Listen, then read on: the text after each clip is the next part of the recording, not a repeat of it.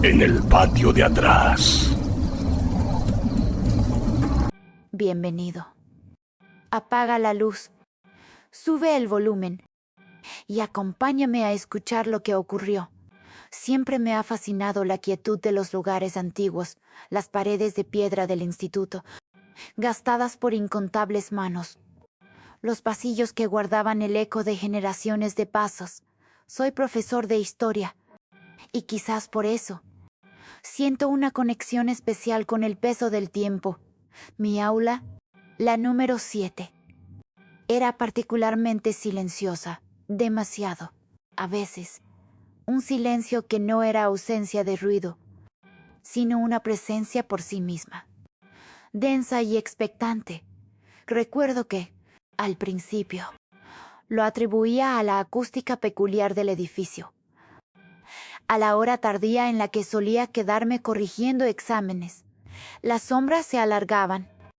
El último haz de luz se retiraba de las ventanas altas. Y entonces, ese silencio comenzaba a hablarme, no con palabras, sino con una atmósfera, un frío que no venía de las corrientes de aire. Era un frío que calaba los huesos, una advertencia sutil que mi mente, siempre racional, se esforzaba por ignorar. Mi rutina era casi sagrada: revisar los trabajos, preparar las lecciones del día siguiente. Y siempre, borrar el pizarrón, ese enorme rectángulo de ébano, el centro de mi pequeño universo pedagógico, una superficie lisa, negra, un lienzo para el conocimiento. Pero una tarde, mientras el borrador se deslizaba, sentí algo, una vibración, no en mis dedos, no en el armazón de madera, sino detrás, como si una corriente subterránea recorriera la pared. Lo atribuía a la fatiga, a la imaginación jugándome una mala pasada. Pero luego vino el sonido, un rasguño, débil, casi inaudible, como si una uña arrastrara sobre una superficie rugosa. Se detuvo cuando yo me detuve. Continuó cuando reinicié mi tarea. Era intermitente, escurridizo, como un ratón en las entrañas de la pared. Me quedé inmóvil, borrador en mano, escuchando el pulso de la noche. El sonido cesó por completo. Me convencí de que eran las viejas tuberías o quizás el viento jugando con las contraventanas. Pero la sensación de ser observado, esa sí, permaneció, intensa, penetrante, como un par de ojos invisibles fijos en mi espalda. Al día siguiente, el aula 7 se sentía diferente. Los estudiantes estaban inusualmente inquietos. Una energía nerviosa flotaba en el aire, como la electricidad antes de una tormenta. Los niños se miraban, susurraban, y algunos se rascaban los brazos con una insistencia extraña. Durante mi clase de la revolución de los gritos, noté que la tiza se rompía con demasiada facilidad en mis manos, y luego lo vi polvo de tiza en el estante inferior del pizarrón. No era el polvo acumulado de un día, sino que parecía haber sido movido, como si alguien hubiera dibujado algo allí, algo invisible, y luego lo hubiera borrado con prisa, o como si una ráfaga de aire, de la nada, lo hubiera redistribuido en patrones extraños. Me acerqué, mis ojos escudriñando. No había ventanas abiertas, ni corrientes. El aula estaba sellada. Me incliné, y en la superficie negra del pizarrón, justo donde el polvo se había reordenado, juraría haber visto un instante una marca tenue, casi transparente, como una huella dactilar gigante. Era solo un reflejo, me dije, una ilusión óptica, pero mi corazón latía con una cadencia irregular, el mismo ritmo que sentía cuando el silencio de la noche me hablaba. Los días se convirtieron en semanas y el patrón se intensificó. El rasguño detrás del pizarrón ya no era esporádico, sino un tic-tac irregular, un ritmo sordo que comenzaba justo cuando el último alumno salía del aula. A veces era tan débil que dudaba de mi propia audición. Otras resonaba con una claridad inconfundible, como si alguien estuviera atrapado y golpeara la pared de madera con desesperación. Mis colegas, cuando les mencionaba el peculiar ruido del edificio, se encogían de hombros. Es viejo, decían. Siempre hace ruidos, pero el ruido era distinto, orgánico, no mecánico. Y la inquietud de los estudiantes también crecía. Había más conflictos, más miradas perdidas en la distancia, más reportes de pesadillas. Una niña, Lucía, me preguntó un día con ojos grandes y asustados: «Profesor, ¿usted también siente que hay algo detrás del pizarrón? Como si nos mirara desde dentro». La pregunta de Lucía me golpeó como un puñetazo en el estómago. No era solo mi imaginación. Otros lo sentían. Esa tarde decidí limpiar el pizarrón con más esmero de lo habitual. Quería ver qué había detrás, no solo la superficie de tiza, sino la madera, la pared. Empujé el enorme mueble con dificultad. Arrastrándolo unos centímetros de la pared, la madera chirrió, y el rasguño se hizo más fuerte, más cercano. La oscuridad revelada detrás del pizarrón era más profunda de lo que esperaba. No era una pared lisa, sino una superficie irregular de yeso viejo y ladrillo. Y allí, bajo capas de pintura descascarillada, lo vi.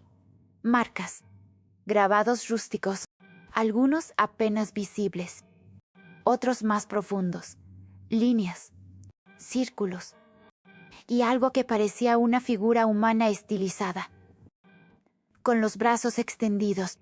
No eran grafitis de estudiantes, eran antiguos, ancestrales. Incluso, el aire en ese pequeño espacio entre el pizarrón y la pared era gélido. A pesar de la calurosa tarde, mis dedos temblaron al rozar las marcas. Sentí una energía extraña, una resonancia helada. No eran símbolos que reconociera de mis estudios de historia. Parecían más bien pictogramas, o tal vez garabatos desesperados. Me pregunté quién los había hecho y por qué estaban ocultos. La figura humana me inquietaba más que nada. Tenía una forma infantil, casi grotesca, con una cabeza desproporcionadamente grande. Me esforcé por mantener la calma, por atribuirlo a la superstición, a la mente proyectando patrones donde no los había. Pero el frío se intensificaba, envolviéndome. Y entonces, de la oscuridad entre la pared y el pizarrón, un aliento helado me acarició la nuca. No era el viento, era denso, húmedo, y llevaba consigo un olor a tierra mojada y a algo más, algo putrefacto, como hojas muertas en descomposición. Di un respingo, retirándome bruscamente. El pizarrón volvió a su lugar con un estruendo. Sellando de nuevo el secreto, me quedé allí, solo en el aula, el corazón golpeándome las costillas, la nuca erizada por el frío persistente de ese aliento invisible. A partir de ese día, el aula 7 se convirtió en un lugar de tortura silenciosa para mí. El frío emanaba del pizarrón incluso con las calefacciones encendidas. El rasguño se transformó en un golpeteo rítmico, como un corazón latiendo débilmente dentro de la pared. Las marcas, aunque ocultas, parecían irradiar una presencia. Los niños, antes solo inquietos, ahora mostraban signos de auténtico terror. Hablaban de sombras que pasaban por el rabillo del ojo, de susurros ininteligibles que se mezclaban con mi voz durante la clase. Un día, durante la lección, un alumno, Mateo, un niño normalmente sereno, se desmayó repentinamente cuando logramos reanimarlo. Sus ojos estaban desorbitados y temblaba incontrolablemente. Balbuceaba algo sobre la mano negra y la voz que raspa. Lo que Mateo describió me heló la sangre. Había visto una sombra salir de detrás del pizarrón. Una sombra con manos largas y finas que se estiraban hacia él. Y la voz, como uñas en una ventana, le había susurrado su nombre. El incidente de Mateo fue el punto de inflexión. Ya no podía ignorar lo que sucedía. Hablé con la dirección, con el director. Un hombre canoso y escéptico. Desestimó mis preocupaciones como estrés laboral y la imaginación de los niños. Pero la mirada de mis colegas, algunos de ellos con años en el instituto, me decía que no era el único que había notado algo. Había un velo de silencio alrededor del tema, un acuerdo tácito de no hablar de los incidentes. Parecía que la historia se repetía, o que el instituto tenía sus propios fantasmas que se negaban a ser exorcizados. Esa noche no pude dormir. Mi mente era un torbellino de imágenes, las marcas en la pared, el aliento frío, el terror en los ojos de Mateo. Decidí que tenía que investigar por mi cuenta. Si la dirección no quería ayudar, yo lo haría. Me dirigí a la biblioteca del instituto, un lugar polvoriento y raramente visitado, lleno de volúmenes antiguos y archivos. Busqué en los viejos registros, las actas de reuniones de profesores de décadas pasadas, periódicos escolares amarillentos. Horas pasaron, y mis ojos se cansaban de descifrar la caligrafía antigua, hasta que encontré algo, un pequeño recuadro en un periódico escolar de hace casi 80 años, informando sobre la misteriosa desaparición de un alumno en el instituto, el nombre del niño Samuel, y la fecha, un día de octubre. Similar a la fecha actual. El artículo era breve, casi una nota al pie, pero la mención de que la desaparición ocurrió en el ala este, donde se encontraba mi aula, me erizó el vello. El instituto había permanecido cerrado por un período tras el incidente, por motivos de salud y seguridad. Según rezaban los documentos oficiales, mentiras. Sabía que eran mentiras. Algo más se escondía, algo mucho más oscuro. La desaparición de Samuel era el eslabón perdido. Busqué más a fondo, obsesivamente, ignorando la hora. Encontré un viejo libro de registros de alumnos, descolorido y con las páginas pegajosas. Allí estaba su expediente. Samuel, 8 años. Aula 7. Mis manos temblaban. La edad de Mateo, la misma aula. Una escalofriante simetría. No había más detalles sobre su desaparición. Solo una nota lacónica, no localizado. Pero encontré algo más perturbador. Una serie de cartas intercambiadas entre la dirección de entonces y la familia de Samuel. Hablaban de una presencia que el niño había mencionado antes de desaparecer. De visiones que tenía en el aula 7. La familia había acusado a la escuela de negligencia, de ignorar las advertencias de su hijo. Las cartas se volvían más desesperadas, luego más acusatorias, y finalmente se detenían abruptamente. El silencio que siguió a esas cartas era ensordecedor. La palabra pacto apareció en una de las cartas. Una frase inconclusa de la madre de Samuel, y los rumores del pacto que hicieron para silenciarlo. Me quedé helado. ¿Un pacto? ¿Qué clase de pacto? ¿Y para silenciar qué? La biblioteca se sentía más fría que nunca. Y los libros, antes meros objetos, ahora parecían custodios de secretos sepultados. Me di cuenta de que la quietud que tanto me atraía del instituto no era paz, sino el peso de un olvido forzado, un olvido que, paradójicamente, alimentaba lo que intentaban borrar. Samuel no había desaparecido, había sido silenciado, y las marcas en la pared, el frío, los rasguños, eran su eco, o algo peor, el eco de lo que se lo había llevado. Sentí que el tiempo se disolvía.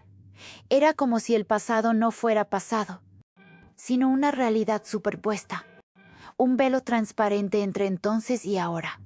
El aura de misterio que rodeaba el pizarrón ahora tenía un nombre, una historia, un rostro infantil desaparecido, con el sol asomando por las ventanas. Regresé al aula 7. El cansancio no era físico, era un agotamiento del alma. Mis ojos se posaron en el pizarrón, y ahora lo veía con otros ojos. No era solo un instrumento pedagógico, era una barrera, una tumba improvisada. Las marcas que había visto la otra noche se grabaron en mi memoria con una claridad aterradora. Eran como las que un niño dibujaría, pero con una intención oscura, una súplica silenciada. Me acerqué, con la respiración entrecortada. El golpeteo se hizo más fuerte, más impaciente. Ya no era un rasguño, sino un llamado. Mis dedos trazaron el contorno de la figura infantil que había entre las grietas de la pared, y al hacerlo, sentí una punzada, un dolor agudo en la punta de mi dedo, como si la pared misma me hubiera mordido. Retiré la mano y vi una gota de sangre, pequeña y roja, contrastando con el yeso blanco. No había clavos, ni astillas. Era como si la pared, o lo que estaba dentro, hubiera reaccionado a mi toque. Una confirmación silenciosa de que estaba más cerca de la verdad de lo que jamás había querido estar.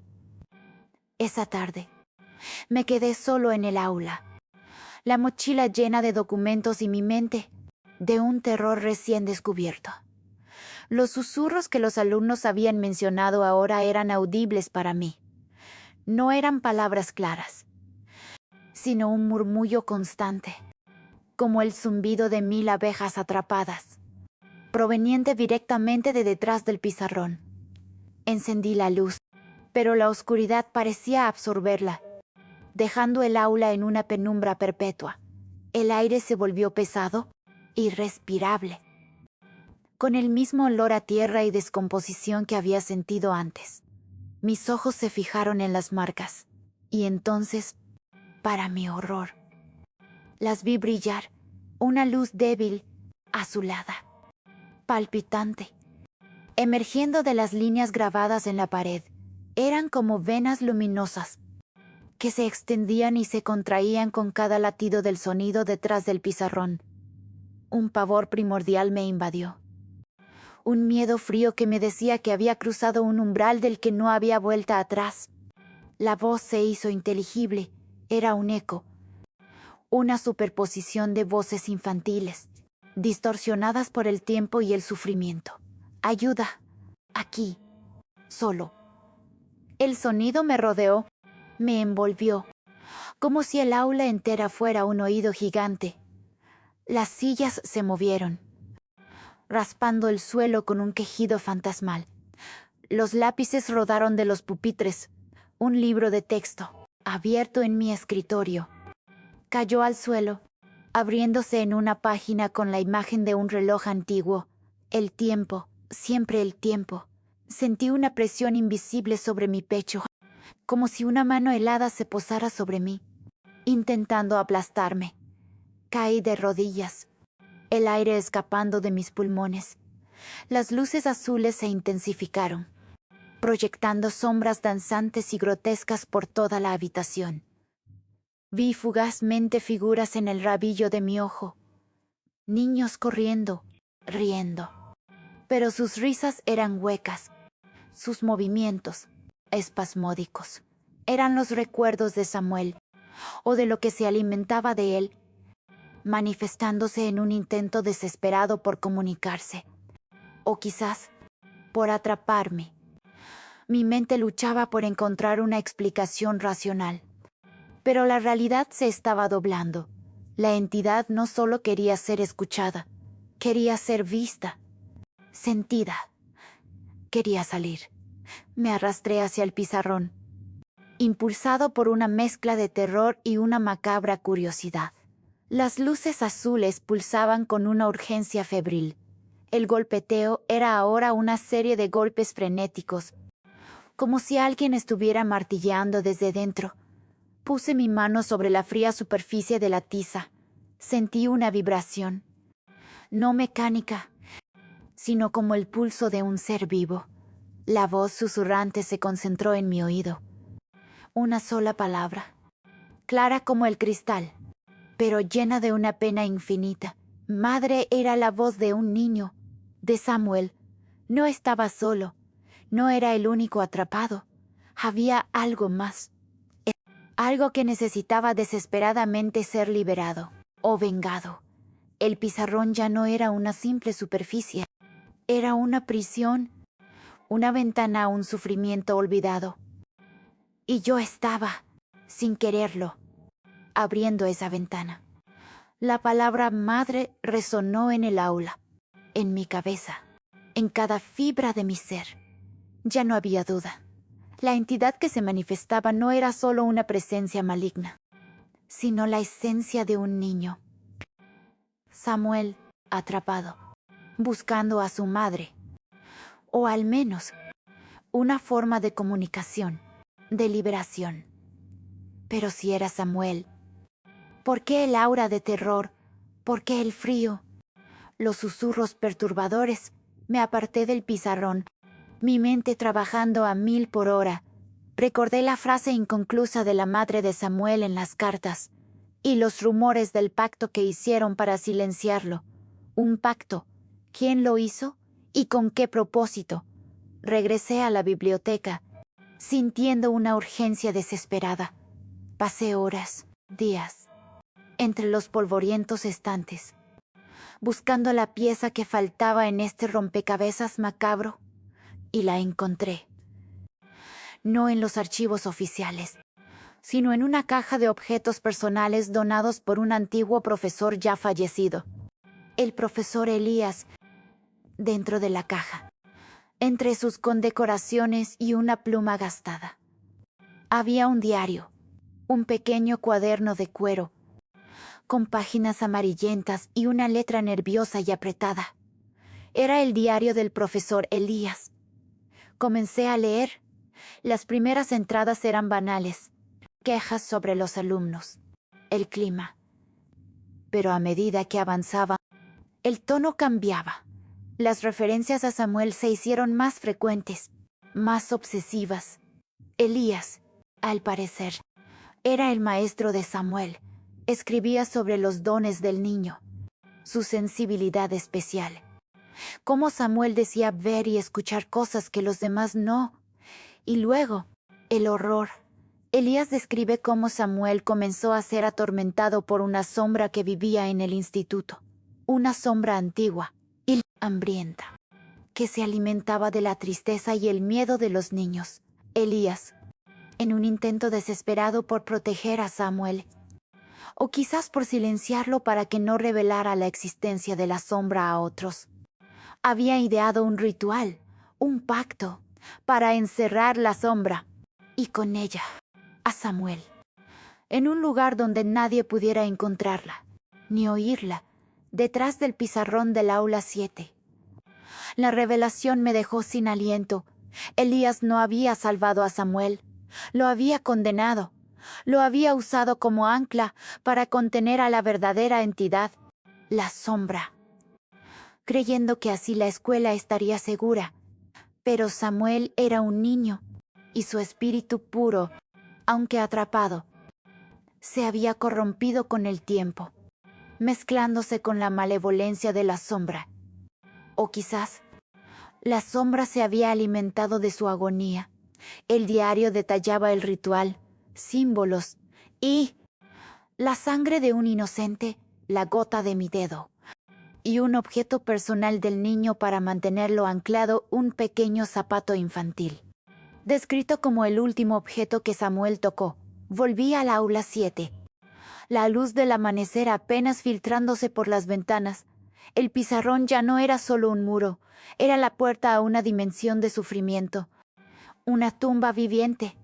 Y en mi mente, la voz de Samuel no era solo madre, sino también el eco de una traición, un grito de venganza. Elías había intentado proteger, pero solo había creado un monstruo bicéfalo, la inocencia atrapada y la maldad nutrida por ella. El pacto no era para silenciar a la sombra, sino para encerrar el problema. Y Samuel fue la llave y la víctima. La verdad era más aterradora que cualquier fantasía.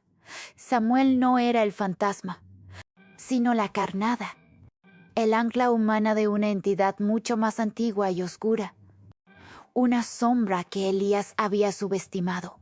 Esa sombra se había alimentado de la desesperación de Samuel, de su soledad, de su terror. Convirtiendo su esencia en parte de su propia manifestación, entré al aula 7. El diario de Elías en mi mano, mi corazón martillando contra mis costillas. El frío era insoportable. La oscuridad, densa y viva. Las luces azules de las marcas en la pared no solo brillaban, pulsaban con una furia contenida. El aula misma parecía distorsionarse. Las paredes respiraban. Los objetos vibraban. Sabía lo que tenía que hacer. Tenía que mover el pizarrón.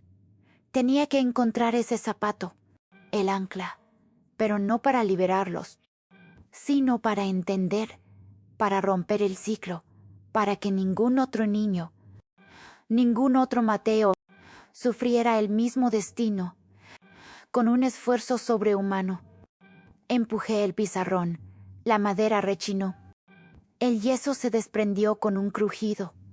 Detrás, en el hueco oscuro, no había solo una pared, sino un pequeño nicho oculto, y dentro, sobre una repisa de piedra rudimentaria, vi los objetos descritos en el diario: un zapato infantil, descolorido y gastado, y un rudimentario dibujo de un niño con los brazos extendidos hacia una figura oscura, la misma figura que vi grabada en la pared. Cuando mis dedos rozaron el zapato psiquis, una onda de energía gélida me recorrió. El aula estalló en un caos. Los pupitres volaron. Las ventanas se hicieron añicos, aunque no había viento. Las luces parpadearon violentamente. Y la voz de Samuel, se convirtió en un grito desgarrador, no de dolor, sino de rabia, de una ira contenida por décadas. La sombra, la verdadera entidad, se liberó. No era una figura, sino una distorsión del aire, una masa amorfa de oscuridad y desesperación, que se retorcía y crecía, llenando el espacio detrás del pizarrón. La sombra se expandía, proyectando una oscuridad tangible que absorbía la luz. Sentí su hambre, su antigua y voraz necesidad de alimentarse de la desesperación y el olvido. Y Samuel, el pequeño Samuel, no era una víctima pasiva. Su espíritu, corrompido, se había fusionado con la sombra, convirtiéndose en parte de su maquinaria de tormento. Vi su rostro por un instante, proyectado en la masa amorfa, sus ojos negros, vacíos, llenos de un dolor ancestral. Ya no era el niño que buscaba a su madre. Era la manifestación de un horror que había sido alimentado por el olvido de la escuela. Las risas infantiles que había escuchado antes se transformaron en lamentos, los susurros en amenazas. La entidad se cernía sobre mí, no con forma, sino con una presencia abrumadora. El aire vibrando con su malevolencia. Lo que realmente se escondía bajo el pizarrón no era solo un niño. Era la cristalización del miedo, la negligencia y la crueldad, esperando su momento para resurgir. Y yo, un simple profesor, había abierto la puerta. La escuela, es mi refugio, se había convertido en mi tumba. El aula se había transformado en un vórtice de terror. La sombra, ahora una presencia tangible y gélida, se cernía sobre mí, pulsando con una energía oscura. Sentí que mis propios recuerdos eran succionados, mis miedos más profundos expuestos. La entidad no atacaba físicamente, atacaba la mente, el alma. Imágenes de mis propios fracasos, Mis arrepentimientos, mis momentos de soledad, parpadeaban ante mis ojos como diapositivas distorsionadas. Era la sombra de Elías, la traición, el miedo de Samuel, todo fusionado en una única y malevolente conciencia. La voz en mi cabeza no era solo la de Samuel, sino un coro de lamentos, de acusaciones, de promesas de tormento eterno. Intenté retroceder, de huir, pero mis piernas no respondían. Estaba anclado, como Samuel, como el zapato, al horror que había desenterrado. El frío me calaba los huesos, y el olor a tierra y descomposición se hizo insoportable. Llenando mis pulmones con su hedor, sentí que me ahogaba, no en aire, sino en la propia esencia de la desesperación. Mi visión se volvió borrosa. El aula, mi aula, se desdibujaba, y en su lugar veía destellos del pasado. Elías, de pie frente al pizarrón, realizando el ritual, con Samuel, pequeño y asustado. A su lado, el terror en los ojos del niño, el arrepentimiento y la desesperación en el rostro del profesor. Era como si el tiempo se hubiera colapsado, y yo fuera un testigo, o quizás una parte más, de ese momento. La entidad, la sombra, se alimentaba de la repetición del trauma, del ciclo del olvido y el miedo. Quería que yo viera, que yo sintiera, que yo fuera parte de su agonía. Pero también quería más.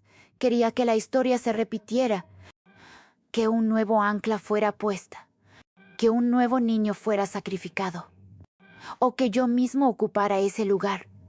Me miré las manos y vi el zapato de Samuel, aún en mi puño. Era la llave que abrió la puerta, y la llave que quizás podría cerrarla. Un pensamiento desesperado cruzó mi mente. Si el pacto de Elías había fallado al intentar contener a la sombra y a Samuel, quizás la única forma de detenerlo era romper completamente el ancla. No devolver el zapato, sino destruirlo. Con la poca fuerza que me quedaba, levanté el zapato, la reliquia de un horror olvidado. La sombra rugió, un sonido que rasgó el aire y mi alma. Se lanzó hacia mí, un torbellino de oscuridad y frío. Sabía que esta era mi única oportunidad. Si la destrucción del ancla liberaba a Samuel, quizás la sombra perdería su agarre, o quizás me consumiría por completo. Pero no podía permitir que este ciclo de terror continuara. No podía permitir que la escuela siguiera siendo una prisión para los inocentes y un banquete para lo maligno. El miedo se mezcló con una determinación furiosa. Tenía que intentarlo, aunque el precio fuera mi propia cordura o mi propia vida. Con el zapato de Samuel en mi mano, y la sombra cerniéndose sobre mí, mi mente se aclaró. Destruir el ancla. Pero, ¿qué pasaría si al hacerlo liberara a la sombra por completo?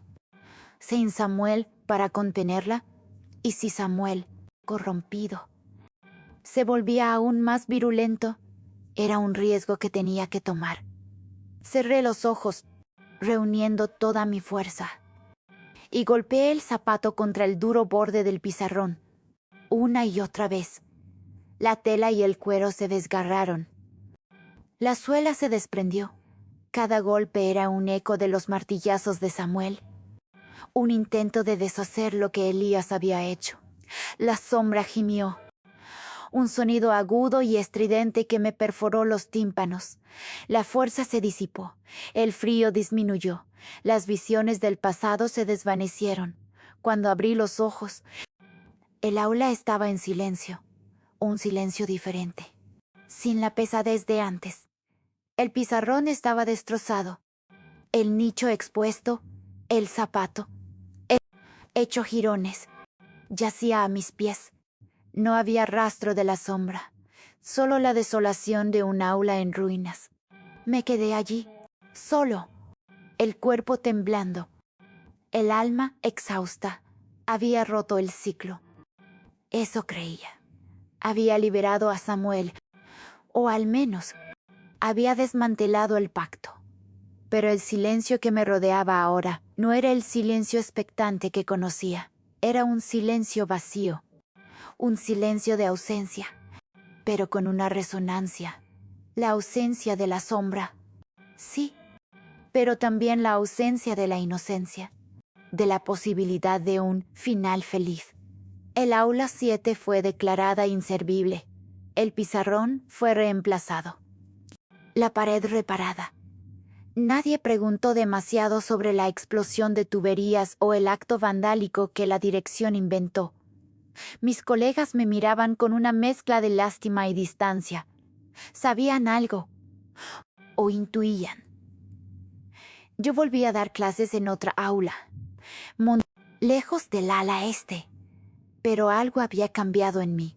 La quietud de los lugares antiguos ya no me fascinaba, me aterraba, porque ahora sabía que el silencio no era ausencia, era una voz. La voz del olvido. Me doy cuenta ahora de que la sombra no fue completamente destruida. No se puede destruir algo que se alimenta del olvido si el olvido sigue siendo una parte intrínseca de la memoria colectiva. Solo se ha silenciado temporalmente. La escuela continuó su vida. Los alumnos siguen entrando y saliendo, ajenos a la historia sepultada, pero yo ya no soy el mismo. Cada vez que miro un pizarrón, cada vez que siento una corriente de aire frío en un pasillo vacío, escucho el eco lejano de un rasguño, un susurro infantil, la voz de Samuel y la resonancia de una promesa rota. Lo que realmente se esconde bajo el pizarrón no es solo un secreto, sino la verdad de que algunos horrores nunca mueren, solo esperan el próximo silencio, el próximo olvido, el próximo maestro curioso. Y yo, ahora, soy uno de sus guardianes, o quizás su próxima víctima, condenado a recordar lo que la escuela se esfuerza por olvidar. Y el silencio, ese terrible silencio, sigue siendo su idioma. Y yo, ahora, lo entiendo perfectamente. Porque a veces lo peor no está bajo la cama, está en el patio de atrás.